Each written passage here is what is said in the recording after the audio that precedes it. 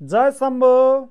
तपाईहरुलाई ज्योतिष ज्ञान युट्युब च्यानलमा स्वागत गर्न चाहन्छु। आजको भिडियोमा हामी ग्रहको विभिन्न 6 प्रकारको बलको बारेमा कुरा गर्नेछौँ। ग्रहको बलमा सबभन्दा महत्त्वपूर्ण बल हो स्थान बल। ग्रहहरू उच्च स्वगृही मित्रु राशिमा बसेमा, मूल त्रिकोण राशिमा बसेमा, आफ्नो नक्षत्रमा बसेमा, कुण्डलीको केन्द्र र त्रिकोण भावमा बसेमा ग्रहलाई स्थान बल प्राप्त हुन्छ। यो पहिलो घर भयो। अनि यो पाँचौं घर, पहिलो घरमा यहाँ चन्द्रमा र केतु बसेको छ हैन। त्यसैगरी यो पाँचौं घरमा मङ्गल बसेको छ। यो घरहरुमा बस्नेलाई चाहिँ स्थान बल प्राप्त भयो। यो तीनटा भागलाई चाहिँ यसरी यो बनाउँदा त्रिभुज हुने भएर यसलाई त्रिकोण भाव भनिन्छ। त्यसैगरी अर्को केन्द्र भाव छ। यो ग्रहको चाहिँ यो 4वटा मुख्य ठाउँहरू छ। यसमा बस्ने ग्रहलाई पनि बल प्राप्त हुन्छ एक्स्ट्रा अन्त ठाउँमा बसेको भन्दा। जस्तै यहाँ बुध र राहु बसेको छ, यहाँ चन्द्रमा र केतु बसेको छ, यसलाई पनि स्थान बल प्राप्त हुन्छ। अर्को तरिकाले भनेको कुनै पनि ग्रह आफ्नो राशिकै घरमा बसेको छ भने त्यसलाई पनि बल प्राप्त हुन्छ। जस्तै 11 नम्बरमा चाहिँ कुम्भ राशि हुन्थ्यो। अब कुम्भको स्वामी चाहिँ शनि हुन्थ्यो। यदि यहाँनिर शनि बसेको भए यसलाई स्थान बल प्राप्त हुन्थ्यो। 2 नम्बरको राशि भनेको वृष राशि हो। अब वृषको स्वामी भनेको शुक्र हो। यदि शुक्र चाहिँ यहाँनिर आएर बसेको भए पनि यसलाई स्थान बल प्राप्त हुन्थ्यो। अर्को टाइपको स्थान बल भनेको कुनै पनि राशि उच्चमा भएर बसेको छ भने त्यसमा पनि स्थान बल प्राप्त हुन्छ।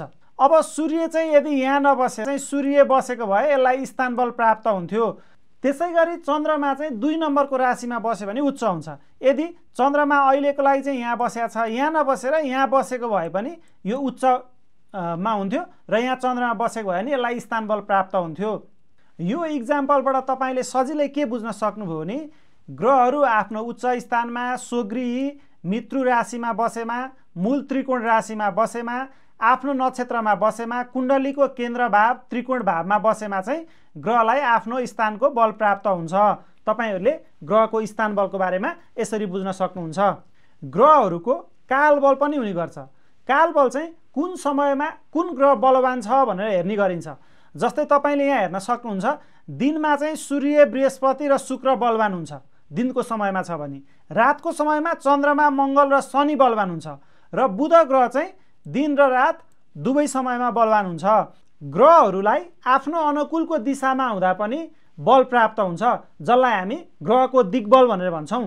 तपाईहरु यो चार्टबाट हेर्न सक्नुहुन्छ, बुध र बृहस्पतिलाई चाहिँ पूर्वमा हुँदा बल प्राप्त हुन्छ भने उत्तरमा चाहिँ चन्द्र र शुक्र ग्रहलाई बल प्राप्त हुन्छ। दक्षिणमा सूर्य र मङ्गललाई दक्षिणमा बल प्राप्त हुन्छ भने त्यसैगरी शनिलाई चाहिँ पश्चिममा बसेको छ भने बल प्राप्त हुन्छ। यसको चाहिँ शनि यहाँनिर नबसेर यहाँ बसेको भए चाहिँ यसलाई दिशाको बल दिग्बल प्राप्त हुन्थ्यो। त्यसैगरी सूर्य चाहिँ यतापट्टि बसेको भए सूर्यलाई पनि दिशा बल प्राप्त हुन्थ्यो। यदि चन्द्रमा चाहिँ अघिल्लो ठाउँमा नबसेर यहाँनिर बसेको भए चन्द्रमालाई पनि दिशा बल प्राप्त हुन्थ्यो। जब ग्रहहरू बलियो हुन्छ भने त्यसले चाहिँ धेरै फल दिने गर्छ। यदि बल नभएको ग्रह छ भने त्यसले चाहिँ फल दिन सक्दैन। ग्रहहरूको आफ्नो नैसर्गिक बल पनि हुन्छ र नैसर्गिक बलको आधारमा कुन ग्रह बलवान हुन्छ तपाईले त्यो पनि बुझ्नुपर्ने हुन्छ। यहाँनिर तपाईँ देख्नुहुन्छ शनि सबभन्दा कम बल भएको ग्रह हो। शनि सबभन्दा कमजोर हुन्छ। शनिभन्दा मङ्गल बलियो हुन्छ, मङ्गलभन्दा बुध बलियो हुने भयो, बुधभन्दा बृहस्पति बलियो हुन्छ, बृहस्पतिभन्दा शुक्र, शुक्रभन्दा चन्द्रमा र चन्द्रमाभन्दा सूर्य बलवान हुन्छ। त्यही भएर सूर्यलाई चाहिँ ग्रहहरूको राजा पनि भन्छ।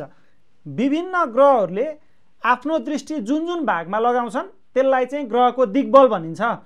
ज्यादातर सबै ग्रहको दृष्टि आफ्नो 7औं भागमा चाहिँ पर्छ। त्योभन्दा बाहेक मङ्गल, बृहस्पति र शनिको चाहिँ अरू भागमा पनि दृष्टि पर्ने हुन्छ। तपाईहरु यो टेबलबाट हेर्न सक्नुहुन्छ, सूर्यको 7औं स्थानमा पूर्ण दृष्टि हुन्छ, चन्द्रमाको पनि 7औं स्थानमा हुन्छ। 7औं स्थानमा त सबैको हुन्छ। त्योभन्दा बाहेक मङ्गलको 4थो र 8औं स्थानमा पनि हुन्छ भने बृहस्पतिको 5औं र 9औं स्थानमा पनि दृष्टि हुन्छ। त्यसैगरी शनिको 3रो र 10औं स्थानमा पनि दृष्टि रहन्छ भने राहु र केतुको चाहिँ बृहस्पति जस्तै हुन्छ 5, 7 र 9 मा। यहाँनिर चाहिँ दोस्रो भागमा कुण्डलीको दोस्रो भागमा चाहिँ शुक्र ग्रह बसेको छ र यसको अब तपाईले यहाँबाट 7औं स्थानमा चाहिँ यसको दृष्टिबल हुने हो। जस्तै तपाईले यसलाई 1 गर्नु पर्यो, यहाँ 2 अनि यहाँ 3, अब 4, 5, 6 र 7 यो 7औं स्थानमा भयो भने यसरी यो शुक्रको यहाँ दृष्टिबल हुने भयो र 7औं स्थानमा चाहिँ सबै ग्रहको दृष्टिबल हुन्छ र तपाईले यदि यो शुक्रको ठाउँमा जुनसुकै ग्रह बसेको भए पनि यसको 7औं स्थानमा चाहिँ दृष्टिबल प्राप्त हुन्थ्यो नै हुन्थ्यो। मंगल बृहस्पति र शनिको चाहिँ धेरै स्थानमा दृष्टिबल हुन्छ। अब त्यसलाई हामीले कसरी हेर्ने? तपाईले यहाँ एउटा इक्जाम्पल हेर्न सक्नुहुन्छ। यहाँनिर मंगल बसेको छ। अब मंगलको चाहिँ कहाँ दृष्टिबल हुन्छ भन्दा मंगलको 4औं 7औं र 8औं ठाउँमा। अब तपाईले यहाँनिर मंगल 9 घरमा बसेको छ, यहाँबाट तपाईले एक गर्नु पर्यो, 1 2 3, अनि यो 4थो ठाउँमा पनि मंगलले चाहिँ यहाँ बसेर यहाँ पनि हेर्ने भयो भनेपछि मंगलको प्रभाव चाहिँ यो घरमा पनि पर्छ भन्न खोजिएको। त्यसैगरी यो 4थो भएपछि यो 5औं, अनि यो 6ठौं, अनि यो 7औं। 7औंमा त सबैको हुन्छ भनेपछि मंगल यहाँ बसेको छ भने यसले यो घरमा पनि प्रभाव पार्छ। त्यसैगरी अर्को 8औं स्थान भयो, त्यसपछि त्यो 7 भएपछि यो 8औं। अब मंगलले चाहिँ यहाँ बसे पनि यो 3टा घरमा प्रभाव पार्ने भयो। त्यसैगरी बृहस्पतिको चाहिँ 5औं 7औं र 9औं स्थानमा दृष्टिबल प्राप्त हुने हो। तपाईले यहाँ बृहस्पति यहाँ 5औं घरमा बसेको छ भने तपाईले हेर्न सक्नुहुन्छ र यसैगरी नै बृहस्पति जस्तै राहु र केतुको पनि 3टा ठाउँमा दृष्टिबल प्राप्त हुन्छ। म तपाईलाई अर्को कुण्डलीबाट पनि केही इक्जाम्पल देखाउन गइरहेको छु। जस्तै यो शनिको चाहिँ तपाईले हेर्नुभयो भने यसको पनि 3 ठाउँमा हुन्छ। एउटा तेस्रो, जस तपाईले शनि यहाँबाट 1 गन्न सुरु गर्नुभयो भने यो 2 यो 3। अब यहाँ बसेको शनिले चाहिँ यो घरलाई पनि प्रभाव पार्छ। त्यसैगरी अर्को 7औं। अब 7औं भनेको तपाईको यहाँनिर हुन्छ हैन, त्यो 3 भयो भने 4 5, अनि यो 6, अनि यो 7। अब यहाँ बसेको शनिले यो घरमा पनि प्रभाव पार्छ। अब 7 भएपछि शनिको अर्को 10औं हो, 8 9 10। अब यहाँ बसेको शनिले यो 10औं घरमा पनि प्रभाव पार्छ। अर्को भनेको हामीले यहाँ चन्द्रमा बसेको छ, चन्द्रमाले कहाँ प्रभाव पार्छ? सिधै यो घरमा पनि प्रभाव पार्छ। त्यसैगरी बुधले पनि यो घरदेखि यो माथिको घरमा पनि प्रभाव पार्छ। यिनीहरूको 7औं दृष्टि मात्र हुन्छ चन्द्रमा र बुधको। यसरी तपाईहरूले ग्रहको दृष्टिबल पनि बुझ्नुपर्ने हुन्छ। ग्रहहरूले जहाँ दृष्टि पर्छ त्यहाँनिर पनि प्रभाव पार्ने गर्छ। अब शुभ ग्रहको दृष्टि परेको ठाउँमा शुभ नै फल दिन्छ भने अशुभ ग्रहको दृष्टि परेको ठाउँमा अशुभ फल दिन्छ। ग्रहहरूको आफ्नो जे विशेषता हो त्यसको दृष्टि परेको ठाउँमा त्यसले आफ्नो विशेषता अनुसारको फल दिने गर्दछ। ग्रहको अर्को महत्त्वपूर्ण बल भनेको चेष्टा बल हो। चेष्टा बल कसरी हेरिन्छ भन्दाखेरि ग्रहहरू चाहिँ ज्यादातर आफ्नो मार्गमा हिँड्छन् र आफ्नो मार्गबाट हिँड्ने ग्रहहरूलाई हामीले मार्गी भन्छौँ र कहिलेकाहीँ चाहिँ यो विभिन्न ग्रहहरू घुम्ने कारणले गर्दा ग्रहहरू आफ्नो मार्गभन्दा विपरीत डाइरेक्सनमा र स्लो हिँडेको देखिन्छ। त्यो स्थितिलाई हामीले वक्री भन्छौँ र वक्री ग्रहहरूले चाहिँ 2 गुणा फल दिन्छ र त्यसैलाई हामीले चेष्टा बल भनेर भन्ने गर्दछौँ। आजको भिडियोमा हामीले ग्रहहरूको विभिन्न 6 प्रकारको बलको बारेमा कुरा गर्यौं। तपाईहरुलाई भिडियो उपयोगी लाग्यो र अरु पनि यस्तै कुराहरू सिक्न चाहनुहुन्छ, ज्योतिष ज्ञान पूर्ण रूपमा लिन चाहनुहुन्छ भने च्यानल सब्स्क्राइब गर्नुहोला, भिडियोलाई लाइक कमेन्ट र शेयर पनि गर्नुहोला। आजको भिडियो पुरै हेर्दिनु भएकोमा तपाईहरुलाई हार्दिक धन्यवाद। आगामी दिनमा फेरि पनि यस्तै भिडियो लिएर आउने नै छु।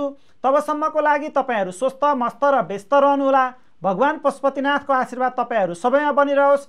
जानी बेला सबैले कमेन्टमा बम बम भोले भनेर जानुहोला। भोलेनाथको आशीर्वाद प्राप्त हुनेछ। जय शम्भु, बम बम भोले, हर हर महादेव, जय महाकाल, जय पशुपतिनाथ।